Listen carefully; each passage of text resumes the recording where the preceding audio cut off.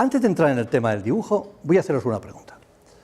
Seguramente vosotros pensáis que conocéis muchísimas cosas de casi todo. Y a lo mejor, pues, hay cosas que damos por hecho que conocemos y, sin embargo, las desconocemos. Y cuando las conocemos de verdad es cuando podemos hacer algo con ellas. Voy a hacer una pregunta. ¿Dónde está la primera hoja de un árbol? Imaginaos, un árbol empieza a echar hojas, ¿dónde está la primera? La primera que ha echado. ¿En la parte de arriba del árbol o en la parte de abajo? ¿En la parte de arriba? Fijo, 100%. ¿Seguro? Habéis respondido arriba con una fe absoluta.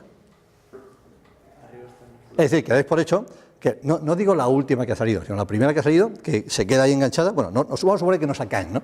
Se queda enganchada, va subiendo la hoja, y todas las demás van saliendo por debajo. Si eso fuera así, la de arriba sería la mayor, la más grande, y haría sombra sobre la de abajo. Eso no puede ser.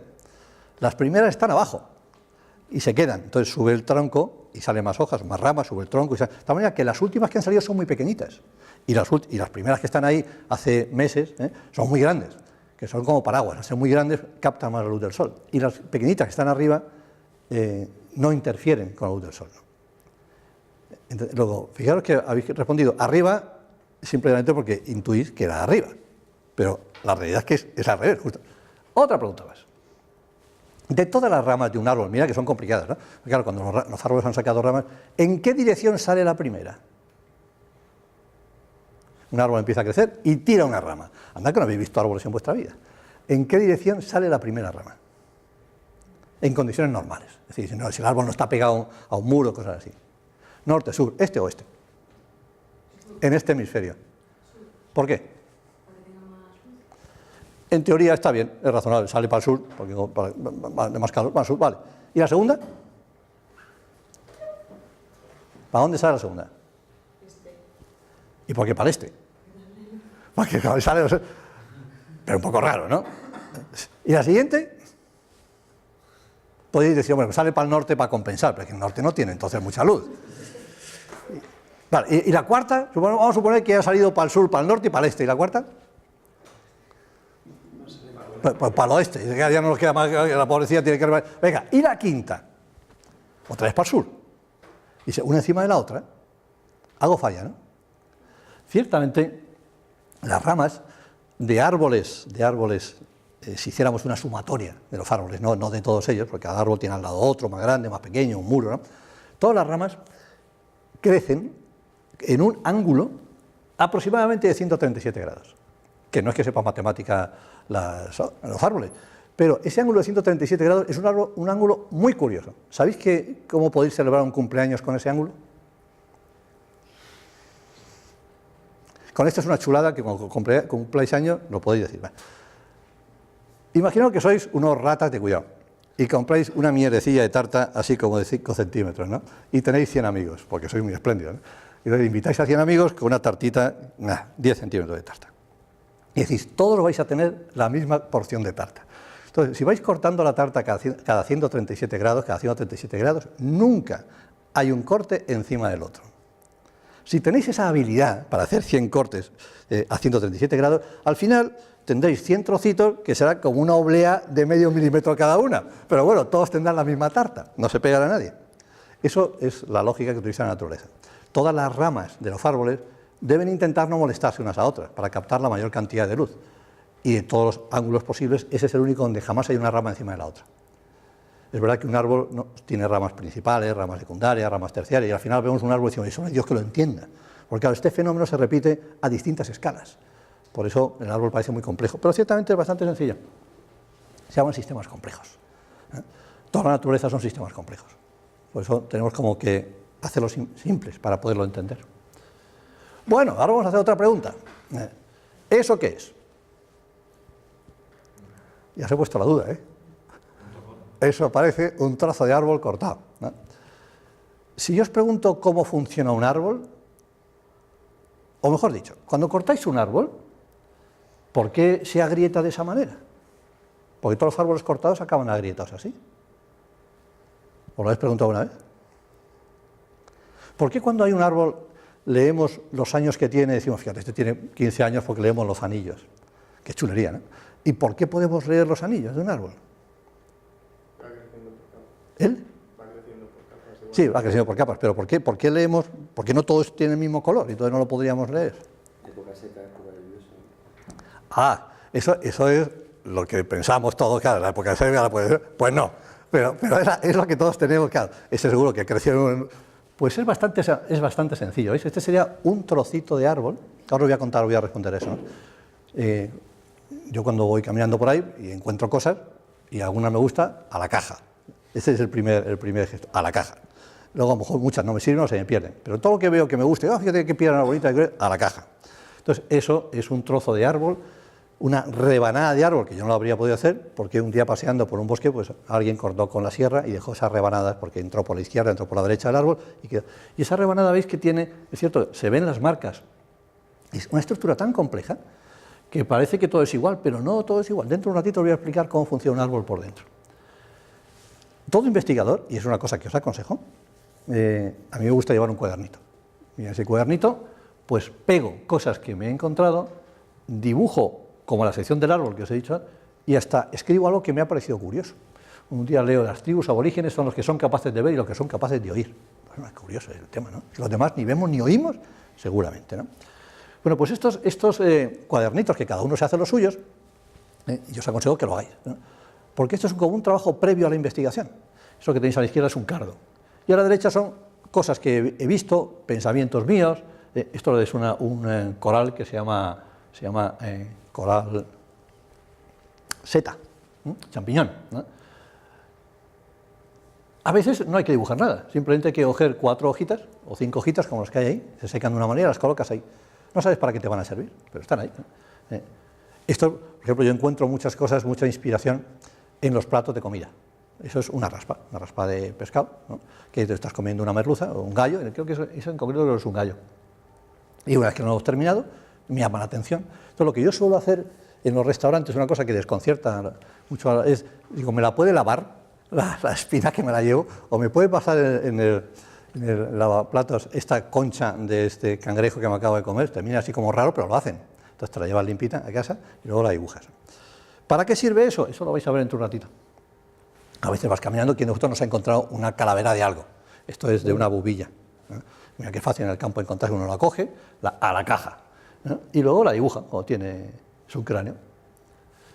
¿Qué es lo que, si vosotros fuerais diseñadores de coches, por ejemplo, de Volvos, seguro que el diseñador de la estructura de los Volvos tiene estructuras como estas, porque son monocascos los Volvos. Seguro que el casco de una bubilla también es monocasco, la cabeza, ¿no? Bueno, pues lo primero que os digo es dibujar. Pero claro, cuando dibujamos algo, el problema es que nos enfrentamos a nuestros propios prejuicios. Y a veces dibujamos lo que vemos y no lo que es. Eso sería un dibujo, que nosotros también nos hacemos, de cualquier estructura orgánica que vemos, hacemos un dibujo tal cual. Se lo da a una persona, bien, ahí tienes un árbol, dibújalo. Y ya saca en rinoceros o en el programa que sea un dibujo como ese, pero ese no sirve para nada. Ciertamente esto sí empieza a servir. Una vez que conoces de qué va el asunto, un árbol es como una estructura donde muchos mecanismos geométricos se van sumando unos sobre otros. Al principio, cuando el arbolito es muy jovencito, solo es un tallo, prácticamente el tallo es como si fuera un yogur. Y tiene como 3 manchitas, lo de arriba, que son donde van las venas. Pero una cosa muy sencilla. A medida que el árbol va creciendo, cada vez tiene más venas, lógicamente, tiene que llevar más nutrientes. Y esas venas se tienen que organizar de varias maneras. Una de las maneras que se organiza es radialmente. Por eso la imagen que os he enseñado antes, es cuando se seca el árbol, se seca radialmente. Pero aparte de ese mecanismo de organización radial de las venas, tiene otros mecanismos que se complementan o se suman unos sobre otros, ¿no? Cuando un árbol crece, cada año genera una corona de venas, en azul el dibujo, y una corona de fibras, en amarillo el dibujo. Como las coronas de fibras suelen ser más secas que las coronas de venas, esa es la razón por la cual podemos distinguir los anillos. Cuando miramos, lo que estamos viendo como de un marrón más oscuro es la corona de venas, y lo que vemos como un marroncito más claro es la corona de fibras. Y todos los años sucede eso. Digamos que eso sería un año.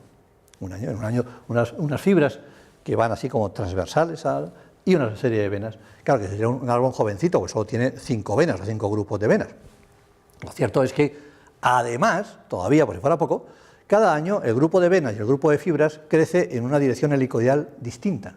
Unas veces van de derecha a izquierda y otras de izquierda a derecha. Y con eso hace una estructura parecida a las trenzas de las mujeres, que son muy resistentes. Así que no solamente resiste por el material que resiste, sino fundamentalmente por la geometría. Esta imagen que tenéis a la izquierda es una imagen que me regaló un compañero vuestro hace mucho tiempo, porque no se suele ver árboles que se les haya caído toda la corteza. Ese sí, sacó una fotografía, me la regaló y ahí se puede ver el giro helicoidal que da la última capa de fibras. Vale. Eso es una vena de un árbol. Las venas suelen tener milímetros, poquitos o muchos, depende del grosor del árbol. Pero todas tienen una microestructura interior, formada por muchas laminitas. Hay algunos árboles, aquellos que viven en determinadas junglas donde se producen incendios, que han desarrollado una capa exterior de venas con un exceso de aire mayor del que tienen normalmente. Y eso los protege a los árboles contra el incendio. Para que veáis de qué magnitud de aire estamos hablando, un árbol, cuando lo cortamos, pensamos que es todo duro y piedra y de madera y que no tiene ningún porcentaje de vacío. Pero en la naturaleza no existe el vacío como nosotros lo entendemos, como una bolsa de plástico, sino existe el concepto de microvacío. El microvacío en un árbol, sin que esté cortado, porque cuando lo cortamos se lija y por eso parece macizo, el microvacío es del orden del 65%, que es el mismo porcentaje de agua que tenemos nosotros, pero nosotros cuando vamos por la calle caminando nos vamos salpicando. Pues le pasa lo mismo a los árboles. Cuando miramos un árbol no parece que tenga tanto vacío, pero ciertamente lo tiene, y esa es la causa de su resistencia. Casi todas las estructuras naturales deben su resistencia al vacío. Ahora os hablaré de ello ahora. Esas son dos venas. La vena de la izquierda es una vena jovencita. La vena de la derecha, bueno, más que jovencita, la vena de la izquierda sí es jovencita porque está en el exterior, y la vena de la derecha está en el interior.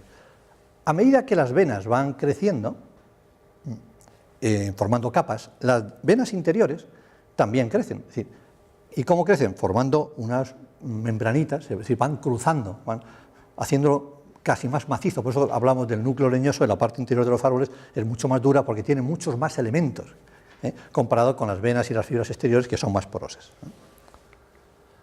En las raíces sucede exactamente igual. Las raíces son unas estructuras que también generan cada año coronas de fibras y coronas de venas, pero tienen una misión extra, y es que la corteza de las raíces se hipertrofia, se hace muy grande, para poder rozar o tener más rozamiento con el terreno y hacer como ancla con el terreno, ¿no? Esa sería la imagen de una vena jovencita, y esta abajo sería la imagen de una vena grande, donde la corteza se hipertrofia, se mete hacia adentro, para que, insisto, el rozamiento de cada raíz sea mayor. Si hiciéramos un dibujo para entender de cómo es una vena por dentro, a ese mecanismo del crecimiento de venas y de fibras se le superpone otro, que es el que todos los sistemas tecnológicos que lleva una vena, que son muchísimos, se encapsulan uno dentro de otro, para ahorrar espacio, y para coger resistencia, ¿no? No sé si os habéis preguntado alguna vez cómo es posible, sin ningún motor, que el árbol pueda coger nutrientes del suelo e impulsarlos a 80 metros de altura, sin ningún tipo de motor. ¿Cómo lo hace? Sorprendente, ¿verdad? Pues lo hace simplemente por capilaridad, porque ha establecido una geometría, y por esa capilaridad, ese rozamiento entre los fluidos, es capaz el árbol de ir subiendo esa... Pero no lo impulsa con nada, no tiene un motor que le meta presión, ¿no?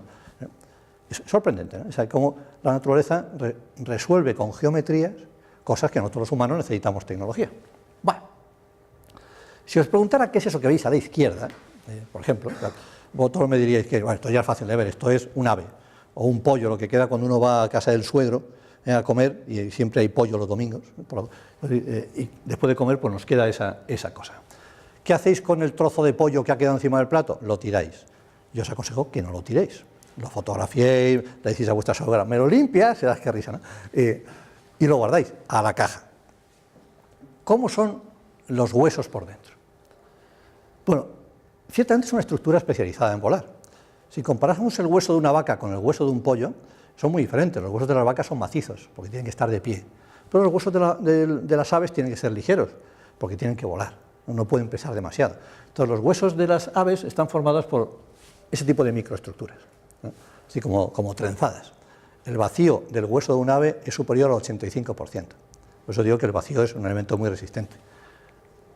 Pero no solamente está ese concepto en los huesos. Ahora os voy a sorprender.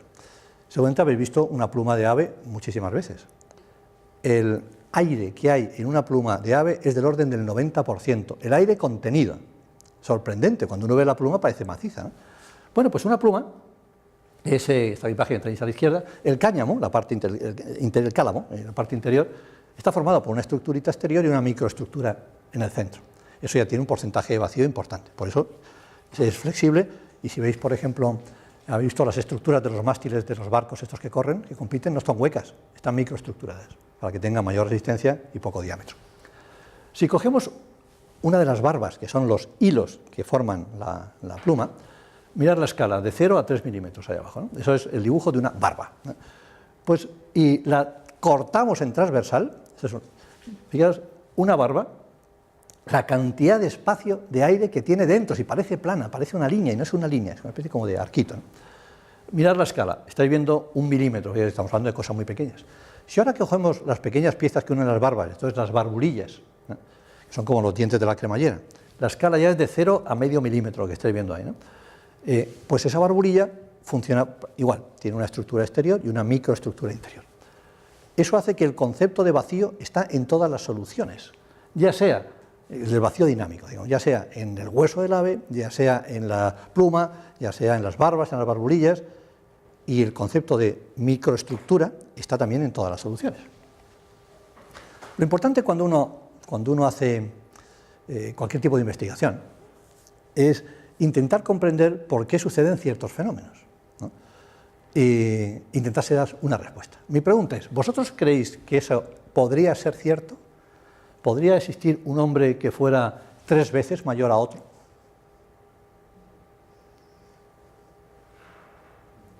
¿No? ¿Por qué? Porque los huesos, o sea, si crece el volumen, la superficie, o sea, el volumen crece al cubo y la superficie al cuadrado. Sí. Bueno, eso es lo que se llama teoría de los gigantes. Todas las estructuras orgánicas tienen un límite a partir del cual cambia de concepto. Si yo, vamos a suponer que, por poner una cifra, peso 100 kilos y mido 2 metros, para que sea fácil, si yo pasara a medir 4 metros, mi peso, ¿cuánto sería?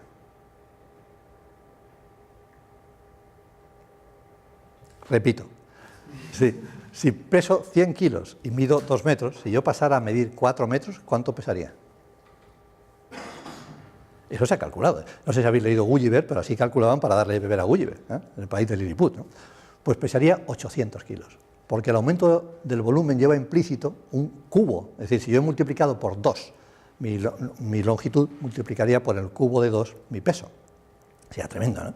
Es decir, sucedería que nunca podría suceder eso.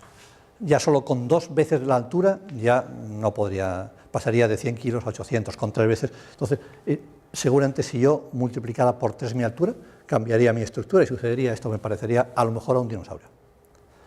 Esto se llama, cuando uno analiza estructuras orgánicas, las fronteras de la escala. Hay un momento en el que, traspasado determinado tamaño de la escala, hay que cambiar de concepto. La estructura tiene un límite. Cuando nosotros hacemos investigaciones y sacamos conclusiones, las conclusiones no son válidas para cualquier momento o cualquier circunstancia, solo son válidas en un momento determinado, en una circunstancia determinada. Fuera de esa circunstancia, sobrepasada la escala de esa circunstancia, no son válidas nuestras conclusiones. Eso es muy importante tenerlo, porque si no, sacaríamos conclusiones falsas.